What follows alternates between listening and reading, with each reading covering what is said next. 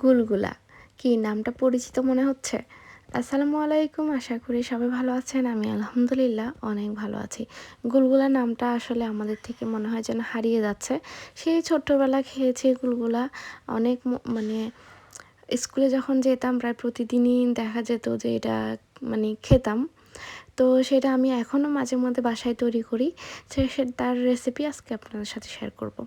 তো প্রথমে আমি এখানে ময়দা নিয়েছি 4 কাপ, তার মধ্যে 1 টিস্পুন আমি বেকিং পাউডার আর হাফ টিস্পুন আমি সোডা দিয়ে দিচ্ছি। তো তার মধ্যে বলে নিই যে আপনারা চাইলে কিন্তু এখানে ময়দার পরিবর্তে আটা ময়দা দুইটা মিক্সড করে দিতে পারেন বা শুধু আটা দিয়েও তৈরি করতে পারেন। আমি শুধু ময়দা নিয়েছি আজকে। তার মধ্যে এখানে পরিমাণ মতো চিনিটা যে যার মতো করে দিবেন। আমি এখানে কোনো মাপ ঝোপ বললাম না এভাবে। আর এখানে দেখতে পাচ্ছেন নারিকেলগুলো আমি এভাবে কুচি করে নিয়েছি। আপনারা চাইলে নারিকেল কুচি আর সাথে নারিকেল কোড়ানো দুইটাই মিক্সড করে দিতে পারেন। আমার অনেক আগের একটা ভিডিও আছে, আমি দুইটা মিক্সড করে দিয়েছি। তো আজকে আবার আপনাদের সাথে এই রেসিপিটা শেয়ার করলাম। তবে আজকে জাস্ট আমি কুচিগুলো দিয়েছি কারণ আমার নারিকেল কোড়া বাসায় শেষ হয়ে গেছে। তো কোনো ব্যাপার না, এভাবেও তৈরি করতে পারবেন। এর মধ্যে 1 টিস্পুন আমি লবণ দিয়েছি আর পানি দিয়ে ডোটা মেখে তারপরে আমি এটার মধ্যে 2টা ডিম দিয়ে দিব। আপনার যদি 2 কাপ পরিমাণে ময়দা বা আটা যেটাই দেন না কেন, তো তাহলে একটা ডিম দিলেই এনাফ, 2টা লাগবে না। তো আমি এখানে 2টা ডিম দিয়েছি আর এখানে দেখুন আমার এখানে ব্যাটারটা ঠিক এমন হবে। এটা যেহেতু গোল শেপের হবে তাই এর থেকে বেশি পাতলা করা যাবে না। আর এর থেকে বেশি শক্ত করলেও খেতে মজা লাগবে না। এই যে আপনি দেখতে পাচ্ছেন আমি এখানে 15-20 মিনিট রেস্টে রাখার পর আমার এটা এমন হয়েছিল।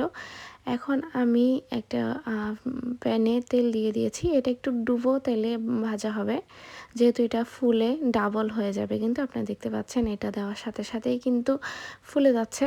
তবে এটা ইয়াটা করার পরে অন্তত 10 থেকে 20 মিনিট এটা রেস্টে অবশ্যই রাখবেন। তো দেখতে পাচ্ছেন আমি একটু মিডিয়াম সাইজ করেই দিচ্ছি। আর গুলগুলাগুলো আমরা যখন ছোটোবেলা খেয়েছি না, অনেক বড় বড় করে এরকম করে বানাতো। দেখতে ভালোই লাগতো বড় বড় করে। তো আমিও মোটামুটি একটু কারণ এগুলো যখন আমি ছোট করে দিয়েছি এগুলো কিন্তু ফুলে একদম ডাবল হয়ে গেছে।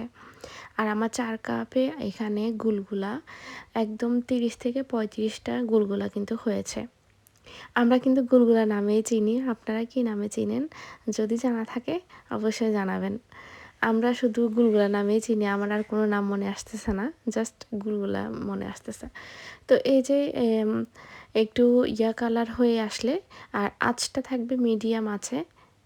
আর এখানে আমি আরও এক ব্যাচ দিয়ে দিচ্ছি। এভাবে করে দেখতে পাচ্ছেন এগুলো কিন্তু অটো দেওয়ার সাথে সাথেই কিন্তু খুব সুন্দর ফুলে যাচ্ছে। তো আমার সেকেন্ড ব্যাচও এখানে হয়ে গেছে গুলগুলা।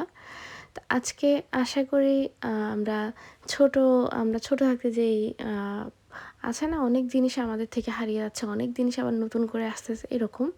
তো আমরা চাইলে কিন্তু ঘরে বানিয়ে খেতে পারি, বাইরে যখন পাই না, তাই না? আশা করি আমার আজকের ভিডিও আপনাদের ভালো লেগেছে। ভালো লেগে থাকলে অবশ্যই like, comment, share and subscribe করে আমার পাশে থাকবেন। অবশ্যই আমার ইউটিউব চ্যানেলটাও সাবস্ক্রাইব করে দিবেন। আর যারা আমার ফেসবুক পেজ থেকে দেখছেন একটু ফলো দিয়ে দিবেন।